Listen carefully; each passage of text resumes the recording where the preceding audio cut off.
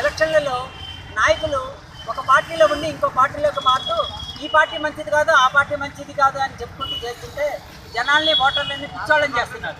అసలు ఏ నాయకులు సరైన నాయకులు లేరు కనుక నోటాకే ఓటేయమని నేను ప్రచారం చేస్తున్నాను గత 10-15 రోజుల నుంచి. రైతులకు కూడా ఎన్నో సమస్యలు ఉన్నాయని మీరు చెప్తున్నారు. ఆ సమస్యల్ని సాల్వ్ చేయడానికి అధికారులు ఉన్నారు, ప్రజలు ఉన్నారు. నిలదీయండి. సాయంత్రం పూట పగలల్లా మీ పనులు మీరు చేసుకోండి. సాయంత్రం 6 కాడి నుంచి 9 దాకా ప్రతి సెంటర్లో టీవీ పేపర్ వాళ్ళు రండి, కూర్చోండి, మీ సమస్యలు ఏంటో అని అడగండి. అది డైరెక్ట్ ప్రతిరోజు టెలికాస్ట్ చేయండి. అప్పుడు ఎందుకు సాల్వ్ కావు సమస్యలు? సమస్య అనేది వస్తుంది. మంచి చెడు రెండు ఉండాలి. సృష్టి ధర్మం. సృష్టి ఒకటే మంచి ఉంటే సరిపోదు, చెడున్నా సరిపోదు. కనుక రెండు పోరాటం ఎప్పుడు అది సృష్టిలో ఉన్నది పగలు రాత్రి అండి. మనుషులే గొర్రెల్లాగా చేస్తున్నారు నాయకులు. అరే కూర్చోరా అంటే కూర్చుంటారు, నుంచుంటారు. మిలిటరీ ట్రైనింగ్ లాగా. మిలిటరీ ట్రైనింగ్ కాదు, అక్కడ ముక్క తొక్క ఆ రెండింటితోనే చెడిపోతుంది. కనుక మందు కూడా ఊరు బయటకు వెళ్ళిపోవాలి 5 కిలోమీటర్ల దూరంలో. నా కాన్సెప్ట్ కూడా అదే. మీరు చదివారో లేదు, మద్యం వల్లే ఎన్నో అనర్థాలు జరుగుతున్నాయి.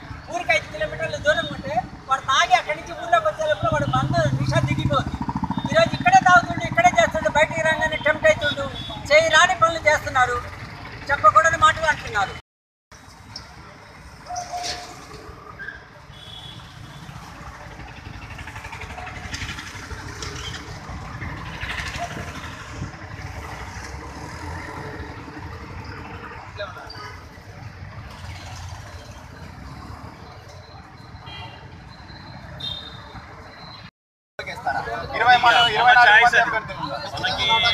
అంటే మీకు ఏమనిపిస్తుంది? నోటాకు ఓటు వేయడం బెస్ట్ అనిపిస్తుందా, లేకపోతే పార్లమెంట్ లో మీ హస్తమంటూ ఓటు వేసి మీ ఓటు అంటే ఒక అభ్యర్థిగా ఉన్నది డెవలప్మెంట్ ఉంది కాబట్టి డెవలప్ చేసుకోవచ్చు. ఇప్పుడున్న డెవలప్మెంట్ ఏరియాకి ఎప్పుడైతే డెవలప్మెంట్ అవుతుందో దానికేసనే పర్ఫెక్ట్ అనుకుంటాం. ఇప్పుడు ఖమ్మంలో డెవలప్మెంట్ అవుతుంది, దానికేసనే పర్ఫెక్ట్ డెవలప్మెంట్ కాదు, దానికి వేయటం అనేది పొరపాటు. ఇప్పుడు ఉన్న అధికారం పార్టీ అదే ఉంది కాబట్టి దానికి వేసి గెలిపించుకోవాలి. లేకపోతే మనం ఎక్కడ పనులు అక్కడ అయిపోతాయి.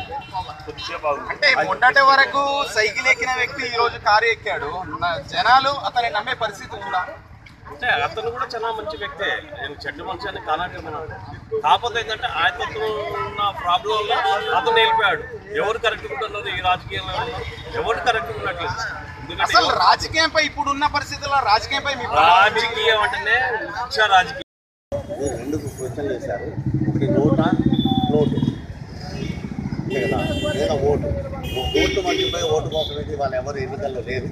ప్రజలు అదే పరిస్థితిలో ఉన్నారు, ఓటర్లు అదే పరిస్థితిలో ఉన్నారు. కాబట్టి నోటా అనే పాలసీ పెట్టిన దాంట్లో ఒక సిస్టమ్ పెట్టుకోవాలి.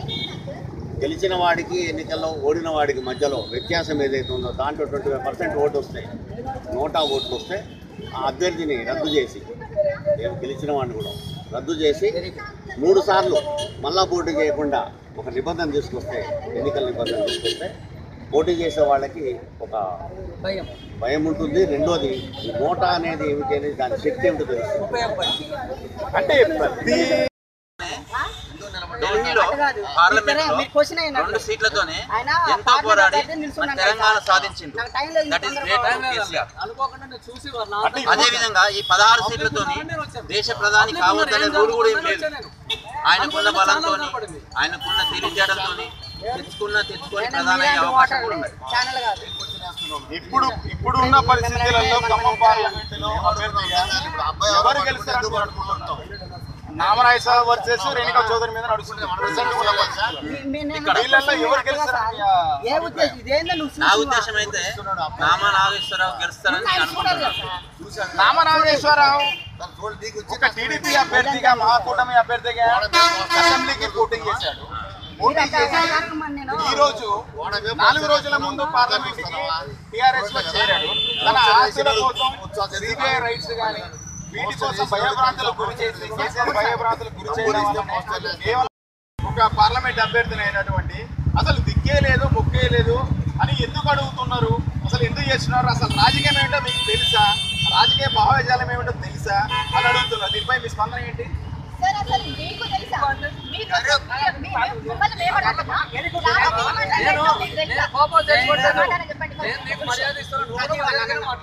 10 సమాధానం నేను చెప్తాను. మీరు చెప్పండి ఎవరన్నా ఒకరు సమాధానం చెప్పగలిగితే బాబా గారు నిల్చున్నారు. స్వతంత్ర అభ్యర్థి అయినట్టు ఔటుపల్లి రాంబాబు గారు ఒక పక్కన నిల్చున్నారు. ఓటాకు నోటు అయ్యండి అని తన అంటున్నారు. ఓటాకు నోటు అయ్యండి తన అసలు ఓటు అనేది ఏకపోతే పార్లమెంట్ లో మనకు రావాల్సిన చర్చలు కానీ దీని క్వశ్చనింగ్ కానీ ఎవరు చేస్తారు అనే దానిపై వీళ్ళిద్దరి మధ్య ఉన్న దానిపై మీ అభిప్రాయం? సుదర్శన్ మొద్దలపల్లి మంత్రి గారు తుమ్మల నాగేశ్వర దత్తత గ్రామాన మొద్దలపల్లి మాది. బోతుల సుదర్శన్ నా పేరు. నోటాకి ఓటుకి మధ్య ఏంటి? ఇదివరకు అంటే ఓటు అంటే వాల్యుబుల్. ఓటు అంటే మన ఒక నాయకుడిని ఎన్నుకుంటే వాడు మనకు సేవ చేస్తారు, మన పాలిస్తారు, మనకి అవి చేస్తారు, ఇది చేస్తారు, మనకు జాబులు వస్తాయి, మనకి ఇల్లు ఇస్తాడు. అర్థమైందా? నిరుద్యోగ శక్తి తగ్గిద్ది, ఏదో చేస్తారని మన ఓట్లు వేయడం జరిగింది. ఏదోవరకు మన కేసీఆర్ మన తెలంగాణ కావాలని తెచ్చుకున్నాము. ఎంతోమంది వహించడానికి అభ్యర్థి మనిషి ఉన్నాడు కదా. ఇక మీరు పార్లమెంట్కి ఒక్క మనిషిని కూడా పంపలేరు కదా. మొత్తం ఓటర్లందరినీ నోటగా మార్చండి. మాకు నచ్చలేదని ఇప్పుడు ప్రజాస్వామ్యం అందరూ ఎవరి ఉద్దేశాన్ని బాహ్యపరచడంలో తప్పులేదు. ఇప్పుడు బాబా గారి ఉద్దేశం ఏంటంటే ప్రజాస్వామ్యంలో రాజకీయ దోపిడీ నడుస్తుందని ఆయన వాదన. ప్రజాస్వామ్యంలో రాజకీయ దోపిడీ నడుస్తుంది అంటే ప్రజాస్వామ్యంలో రాజకీయ దోపిడీ అనేది ఎక్కడి నుంచి వచ్చింది? ఈ రాజకీయంలో ఈ రాజకీయ నాయకుల అసలు వీళ్ళ ప్రలోభావాలు ఏంటి, అసలు వీళ్ళ డామినేషన్స్ ఏంటిది అర్థమైనా? ఎప్పటికీ కూడా రాజకీయ నాయకుల వారసత్వాలు వాళ్ళ ఆస్తులు కూడబెట్టుకోవడానికే తప్ప ప్రజల సమస్యలను పరిష్కరించాలి అన్న పరిజ్ఞానం కూడా లేదు అని బాబా గారి ఆవేదన. దీనిపై మీ స్పందన ఏంటి? అందరూ అదే ఉద్దేశం అయితే పార్లమెంటులో మన నియోజకవర్గం గురించి ప్రజల కష్టం. తుమ్మల నాగేశ్వరరావు, నామా నాగేశ్వరరావు ఖమ్మం జిల్లాలో ఉన్నటువంటి కమ్మ సామాజిక వర్గం వాళ్ళే బతుకుతున్నారు. అప్పటి నుంచి మిగతా ఎస్సీ, ఎస్టీ, బీసీ, ముస్లిం మైనార్టీలకు ఈ రాజకీయాలలో జరిగే పాపాలకు ఈ సామాజిక వర్గాలకు ఎట్లాంటి ఈ పాపంలో ఈ సామాజిక వర్గాల పాపం లేదని యువత భావిస్తూ ప్రత్యేకంగా ఇలా ఓటుని నోటా మీదకి తీసుకొస్తా ఉన్నారు. ఈ దేశంలో ఓటు హక్కు రావాలంటే డాక్టర్ బాబాసాహెబ్ అంబేద్కర్ గారు 1930 సంవత్సరం నుంచి 1932 సంవత్సరం దాకా బ్రిటిష్ ప్రభుత్వంతో కొట్లాడి ఈ భారతదేశంలో ఉన్నటువంటి నిజమైన ఇండియన్స్కి ఓటు హక్కు తీసుకొచ్చి ఇస్తే ఆ ఓటుని ఇవాళ ఆ ఓటుకి విలువ లేకుండా ఒక నోటా అనే దాన్ని సృష్టించి దానికి ఏమని స్వార్థపూరిత రాజకీయాలు మాట్లాడుతూ ఉన్నారు. కాబట్టి ఓటు తెలిసినటువంటి యువత అందరూ కూడా ప్రత్యేకించి ఒక నిజమైన నాయకుడిని ఎన్నుకునే స్థితిలో మన ఆలోచన లేకపోతే మోసం చేయడానికి వీళ్ళందరూ రెడీగా ఉంటారని మేము భావిస్తూ ఉన్నాం. ఖచ్చితంగా ఓటును ఎవరికి వేయాలా, ఏ సామాజిక వర్గానికి ఖమ్మం జిల్లాలో ఈ పదవిని కేసీఆర్ పద్ధతులు బాగలేదు, ఆయన పరిపాలన బాగలేదు కాబట్టి ఆయన ప్రభుత్వం పడగొట్టాలి, మనకి కాంగ్రెస్ తెలుగుదేశం రావాలి అని అన్నారు. ఈరోజు ఆయన వచ్చి కేసీఆర్లో దూరారు. ఇప్పుడు కేసీఆర్ ప్రభుత్వం రావాలి, ఆయన పనులు మంచిగా ఉన్నాయి ఐదున. అదే కేసీఆర్ ఏమన్నాడు? రామనాథరావు ఓటేయొద్దు, ఆయనకు ఓటేస్తే పంగనామాలే అని చెప్పాడు. ఇప్పుడు ఆయన ఓటేస్తే పంగనామాలే కదా, మరి కేసీఆర్ ఓటేసినట్టు పంగనామాలేగా, మరి కేసీఆర్ ఓటేసిన పంగనామాలు అంటే ఈ రోజున్న పరిస్థితుల్లో మీరు ప్రభుత్వాన్ని కేసీఆర్ లేదండి, ఏ ప్రభుత్వాన్ని నమ్మే పరిస్థితి లేదు. ఏంటంటే వాళ్ళంతా వాళ్ళ ఆస్తులు కాపాడుకోవడం కోసమే రాజకీయాలు మారుతున్నారు. ఒకటి వచ్చి నీ ఆస్తి నీకు ఆడ పెడతా, కోర్టు పెడతాను, ఐటీ దాడులు చెప్తే వాడి కోర్టు చెప్పాయి. ఇవాళ ఏంటి పేరండి వెంకటేశ్వర పోయిండు, వీళ్ళందరూ పోయారు. వాస్తవంగా ఎందుకు లేదో నేను దానికి కూడా ఆన్సర్ చెప్తా. ఎవరికి వేస్తామనేది కూడా ఇంకా క్లారిటీ రాలేదు. ఎందుకు క్లారిటీ రాలేదంటే అసలు ఒక స్థానంలో నిలబడతారా లేదా అనేది మాకే క్లారిటీ లేదు. ఇప్పుడున్న ఈ వ్యక్తి రేపు ఇంకొక దానిలోకి ఎక్కడికి వెళ్ళిపోతాడో అనే ఒక ఆలోచన మాకు కలుగుతుంది.